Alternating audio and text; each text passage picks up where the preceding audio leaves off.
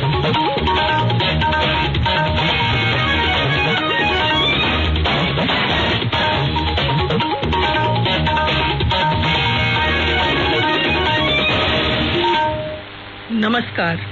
प्रादेशिक समाचार के साथ मैं पूनम किरकेट्टा। पहले मुख्य समाचार। प्रधानमंत्री नरेंद्र मोदी ने कहा, विश्वास और प्रोत्साहनों से विशेष रूप से गरीबों और मध्यम वर्ग के लोगों का जीवन और व्यापार करना आसान हुआ है। राज्य सरकार ने जनजातीय परामर्शदात्री समिति टीएसी का गठन किया है। मुख्यमंत्री हेमंत सोरेन समिति के अध्यक्ष बनाए गए हैं। रेलवे ने कल से कई ट्रेनें चलाने की घोषणा की है। इन ट्रेनों में ब्लैक डायमंड सहित धनबाद से रांची और रांची से देवघर चलने वाली इंटरसिटी ट्रेनें भी शामिल हैं। और राज्य में गुरुवार सुबह 6 बजे तक लागू किए गए स्वास्थ्य सुरक्षा सप्ताह में नई रियायतें जोड़ने और उसकी अवधि बढ़ाने को लेकर राज्य सरकार आज निर्णय लेगी। और अब समाचारों में आगे बढ़ने से पहले जरूरी संदेश। देश भर से 18 वर्ष से अधिक आयु के सभी लोगों के लिए सरकारी केंद्रों में निःशुल्क टीकाकरण अभियान चलाया जा रहा है। आपसे अपील है कि कोविड रोधी टीका जरूर लगवाएं। कोरोना महामारी के प्रति कोई भी लापरवाही न बरतें। जब तक आवश्यक न हो घर से बाहर न निकलें और इन आसान उपायों का पालन करें। मास्क लगाएं, 2 गज की सुरक्षित दूरी बनाए रखें, बार बार हाथ धोएं और चेहरा साफ रखें। कोविड से संबंधित जानकारी और मार्गदर्शन के लिए राष्ट्रीय हेल्पलाइन काम कर रही हैं। इनके नंबर हैं 011-2397-8046 और 1075। इनके अलावा राज्य हेल्पलाइन 104 डायल कर समस्या का त्वरित समाधान लिया जा सकता है। प्रधानमंत्री नरेंद्र मोदी ने इस बात पर जोर दिया है कि विश्वास और प्रोत्साहनों से विशेष रूप से गरीबों और मध्यम वर्ग के लोगों का जीवन आसान हुआ है। इन सुधारों से व्यापार भी आसान हुआ है और केंद्र राज्य के बीच भागीदारी मजबूत हुई है। प्रधानमंत्री ने राज्यों की भी सराहना की और कहा कि वे विश्व भर में वित्तीय संकट के बावजूद 2021-22 में 1,06,000 करोड़ रुपए जुटाने में सफल रहे। लिंक्डइन में एक ब्लॉग में कल उन्होंने कहा कि केंद्र राज्य भागीदारी के दृष्टिकोण से संसाधनों की उपलब्धता में ये महत्वपूर्ण वृद्धि संभव हुई। प्रधानमंत्री नरेंद्र मोदी ने पहले अनुमान जताया था कि देश की अर्थव्यवस्था तेजी से बढ़ेगी और इससे देश के लोगों की समान और समग्र समृद्धि होगी।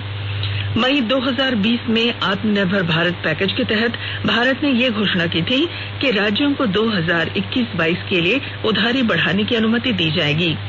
श्री मोदी ने कहा कि राज्यों को अपने सकल घरेलू उत्पाद का अतिरिक्त 2% जुटाने की अनुमति दी गई थी, जिसमें से 1% आर्थिक सुधारों को लागू करने की शर्त पर आधारित था। केंद्रीय स्वास्थ्य मंत्रालय ने कहा है कि देश में कोविड संक्रमण की दर निरंतर कम हो रही है और स्वस्थ होने वाले लोगों की संख्या भी लगातार बढ़ रही है। स्वास्थ्य मंत्रालय में सचिव राजेश भूषण ने कल शाम नई दिल्ली में संवाददाता सम्मेलन में कहा कि 7 मई को सबसे अधिक लगभग 4,14,000 लोगों में संक्रमण के बाद संक्रमित लोगों की दैनिक संख्या निरंतर कम हो रही है। श्री भूषण ने बताया कि 4 मई तक देश के 531 जिलों में रोजाना 100 से अधिक लोग संक्रमित हो रहे थे। अब ऐसे जिलों की संख्या घटकर 135 रह गई है। स्वास्थ्य सचिव ने कहा कि 10 मई तक देश में उपचाराधीन कोविड मरीजों की संख्या 37 लाख थी। उसके बाद ये संख्या निरंतर कम होती रही। अब लगभग 82% की कमी के बाद उपचाराधीन मरीजों की संख्या 6,62,000 रह गई है। राज्य में पिछले 24 घंटों के दौरान कोरोना के 110 नए मामलों की पुष्टि हुई, जबकि 180 लोग कोरोना से स्वस्थ हुए हैं।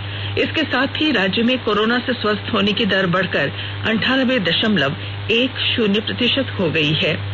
प्रदेश में सक्रिय मामलों की संख्या घटकर 1,417 हो गई है। भारत ने 29 करोड़ 40 लाख से अधिक कोविड टीके लगाकर एक और महत्वपूर्ण उपलब्धि हासिल कर ली है। अब तक 29 करोड़ 40 लाख 42,822 टीके लगाए जा चुके हैं। स्वास्थ्य मंत्रालय ने एक वक्तव्य में बताया कि 21 जून से शुरू हुए टीकाकरण अभियान के नए चरण में कल शाम 7 बजे तक वैक्सीन की 51 लाख से अधिक डोज दी जा चुकी थी। मंत्रालय ने बताया कि कल 18 से 44 आयु वर्ग के 32,81,000 से अधिक को पहली और 71,000 से अधिक को दूसरी डोज दी गई। टीकाकरण अभियान का तीसरा चरण शुरू होने के बाद सभी राज्यों और केंद्र शासित प्रदेशों के 6 करोड़ 55 लाख से अधिक लोगों ने वैक्सीन की पहली डोज और 14,24,000 से अधिक लोगों ने दूसरी डोज ली है। सरायकेला खरसावां जिले में पिछले 24 घंटे में कोरोना से एक भी व्यक्ति के संक्रमित होने का पता नहीं चला है, जबकि 6 लोग कोरोना संक्रमित होने के बाद स्वस्थ हुए हैं। इसी के साथ जिले में कोरोना के सक्रिय मामलों की संख्या घटकर 41 हो गई है। जिले में 24 घंटे में कुल 1096 लोगों का कोरोना टेस्ट किया गया था। ITDA के परियोजना पदाधिकारी संदीप दोराई बुरू ने बताया कि जिले में अब तक कुल 2,92,304 लोगों का कोरोना टेस्ट किया गया है, जिसमें कुल 7,167 लोग अब तक संक्रमित हुए हैं। इसके अलावा 7,059 लोग कोरोना संक्रमण के बाद स्वस्थ भी हुए हैं। वहीं गोड्डा जिले में पिछले 24 घंटे में कोरोना का एक भी पॉजिटिव मामला सामने नहीं आया है, जबकि 4 कोरोना पॉजिटिव नेगेटिव होकर अपने घरों को लौट गए हैं। जिले में कुल 252 ऑक्सीजन सपोर्टेड बेड में अभी 250 खाली हैं। आकाशवाणी के ताजा तरीन समाचारों के लिए आप हमारी वेबसाइट newsonair.com पर लॉग ऑन कर सकते हैं। ताजा समाचार Twitter handle @AIR News Alerts और Facebook page all India radio news पर भी उपलब्ध है। आप प्रादेशिक समाचार एकांश के ट्विटर हैंडल @AIR News _ और फेसबुक पेज तथा YouTube channel AIR News Ranchi पर भी हमारे बुलेटिन सुन सकते हैं। प्रादेशिक समाचार आप आकाशवाणी रांची से सुन रहे हैं और अब पेश हैं कोरोना से बचाव के कुछ संदेश।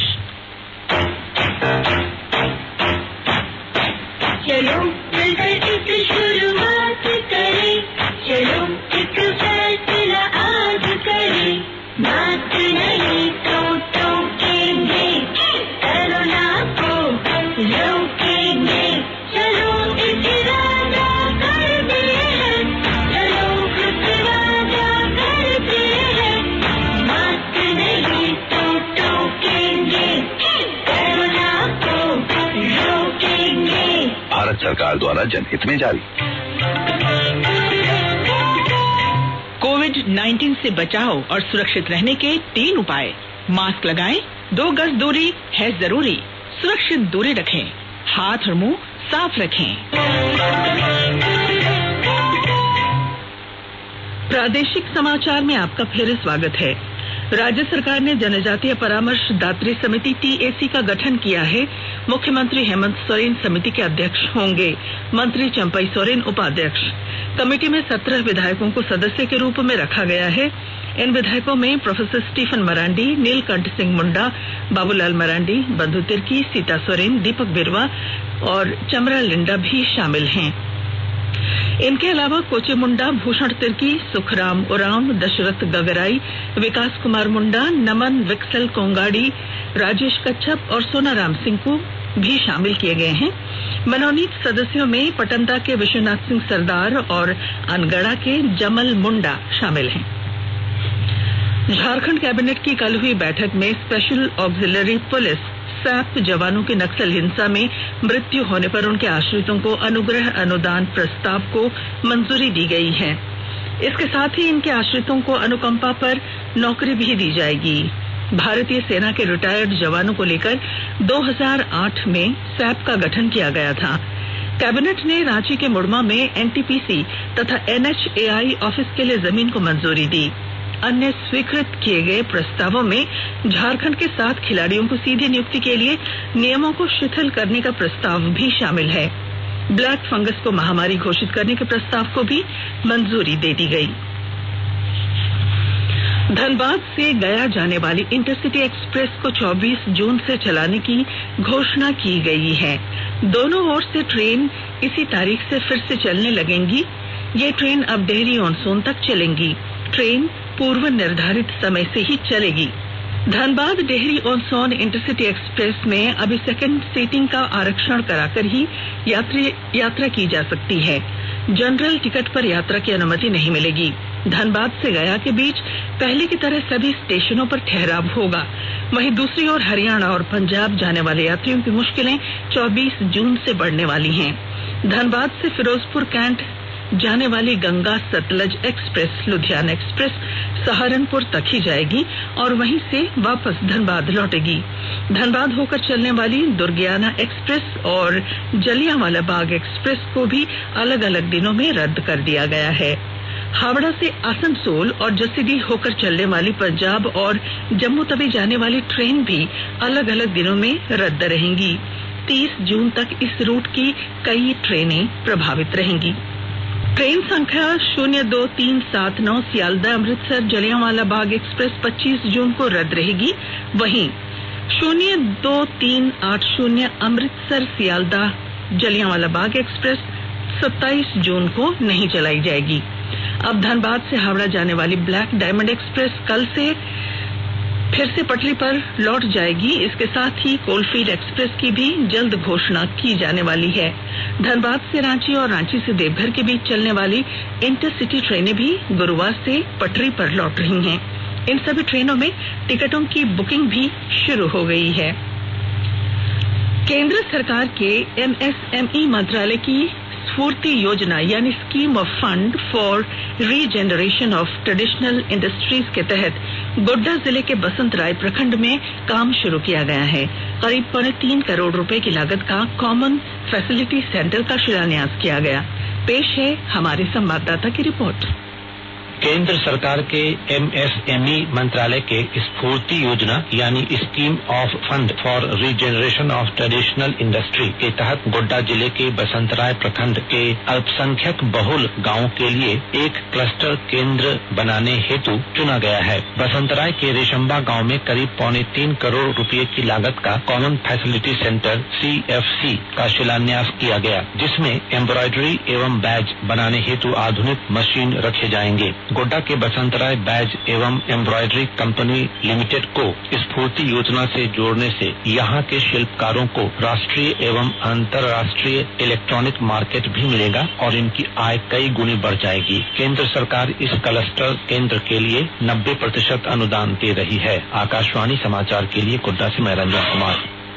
राज्य में गुरुवार सुबह 6 बजे तक लागू किए गए स्वास्थ्य सुरक्षा सप्ताह में नई रियायतें जोड़ने और उसकी अवधि बढ़ाने को लेकर राज्य सरकार आज निर्णय लेगी। विभिन्न विभागों की तरफ से आपदा प्रबंधन विभाग को मिले प्रस्तावों पर विचार कर मुख्यमंत्री की अध्यक्षता में राज्य आपदा प्रबंधन प्राधिकार की बैठक में इस संबंध में निर्णय लिया जाएगा। केंद्रीय शिक्षा मंत्री रमेश पोखरियाल निशंक ने कोरोना काल में धनबाद के IIT ISM के प्रोफेसर और छात्रों द्वारा बनाए गए smart auto irrigation and soil monitoring system की सराहना की है। उन्होंने अपने आधिकारिक ट्विटर हैंडल से टीम की तस्वीर के साथ इससे जुड़ा पोस्ट ट्वीट किया है। केंद्रीय मंत्री ने कहा कि IIT ISM की ये तकनीक कोरोना काल में प्रभावित हुए किसानों के लिए लाभदायक साबित होगी। संस्थान के इलेक्ट्रॉनिक संकाय के प्रोफेसर राजीव कुमार रंजन और उनकी टीम ने smart auto irrigation and soil monitoring system बनाया है। प्रोफेसर राजीव बताते हैं कि ऐप के माध्यम से सिंचाई की यह एकमात्र तकनीक है। टीम में डॉक्टर धीरज कुमार, पुष्कर श्रीवास्तव, अंकुर चौरसिया, वीरमणि हर्षवर्धन सोलंकी, कपिल वर्मा, ओम कुमार, सनल राय और राहुल गुप्ता हैं। बच्चों को कुपोषण से बाहर निकालने में रांची जिले ने देश भर में अव्वल स्थान हासिल किया है। नीति आयोग द्वारा 112 आकांक्षी जिलों की रैंकिंग में स्वास्थ्य और पोषण के पैमाने पर रांची को पहला स्थान मिला है। मौसम विभाग के अनुसार रांची, रामगढ़, खूंटी, सिमडेगा, लातेहार, गिरिडीह, देवघर, पूर्वी सिंहभूम, पश्चिमी सिंहभूम, कोडरमा, सरायकेला, खरसावां समेत कई जिलों में सामान्य से अधिक बारिश के साथ वज्रपात की संभावना को देखते हुए तात्कालिक येलो अलर्ट जारी किया गया है। और अब अंत में मुख्य समाचार। प्रधानमंत्री नरेंद्र मोदी ने कहा है, विश्वास और प्रोत्साहनों से विशेष रूप से गरीबों और मध्यम वर्ग के लोगों का जीवन और व्यापार करना आसान हुआ है। राज्य सरकार ने जनजातीय परामर्शदात्री समिति TSC का गठन किया है। मुख्यमंत्री हेमंत सोरेन समिति के अध्यक्ष बनाए गए हैं। रेलवे ने कल से कई ट्रेनें चलाने की घोषणा की है। इन ट्रेनों में ब्लैक डायमंड सहित धनबाद से रांची और रांची से देवघर चलने वाली इंटरसिटी ट्रेनें भी शामिल हैं। और राज्य में गुरुवार सुबह 6 बजे तक लागू किए गए स्वास्थ्य सुरक्षा सप्ताह में नई रियायतें जोड़ने और उसकी अवधि बढ़ाने को लेकर राज्य सरकार आज निर्णय लेगी। और इसके साथ ही आकाशवाणी रांची से प्रादेशिक समाचार का ये बुलेटिन समाप्त हुआ। नमस्कार। घर में रहिए, सुरक्षित रहिए और सुनते रहिए आकाशवाणी।